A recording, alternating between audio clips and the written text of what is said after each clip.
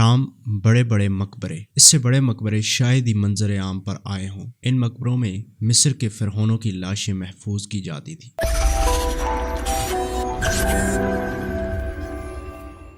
یہ مقبرے قدیم مصر کی تہذیب کی عکاسی کرتے ہیں۔ یہ تہذیب جو 4000 سال تک قائم رہی، یہ آپس میں بے حد سخت کڑے مذہبی ڈھانچے میں بندھی ہوئی تھی، اور یہ ڈھانچے نہ صرف حکمرانوں بلکہ عوام پر مکمل طور پر لاگو ہوتا تھا۔ مذہبی پیشوا نہ صرف روحانی زندگی کے کرتا درتا تھے بلکہ دنیاوی زندگی میں بھی ان کو برابر عمل و دخل حاصل تھا۔ وہ حکومتی مشیر بھی تھے اور سائنسدان بھی۔ وہ ہر ایک لحاظ سے سول سروس کے رکن تھے، جس کا کام ایک قائم شدہ معاشرے کو محفوظ بنانا تھا اور اس معاشرے کو جاری و ساری رکھنے کا بندوبست سر انجام دینے کا تھا۔ لہٰذا اہرام موت کی صورت میں وہ وہی کردار سر انجام دیتے تھے جو کردار محلات زندگی کی صورت میں سر انجام دیتے تھے۔ محلات اپنے بڑے بڑے ستونوں اور مجسموں کے ساتھ لوگوں کو متاثر کرنے کے لیے بنائے جاتے تھے۔ یہ محلات لوگوں کو حکمرانوں کی شان و شوکت سے روشناس کراتے تھے۔ اہراموں کی تعمیر پرانی بادشاہت کے دور میں منظر عام پر آئی تھی۔ 2613 قبل از مسیح یہ تیسرے شاہی سلسلے کا فرعون نجوسر تھا جس نے پتھروں سے اہرام تعمیر کروائے اور اہراموں کی دیواروں کو سیڑھیوں کی شکل میں ترتیب دیا۔ ہر دیوار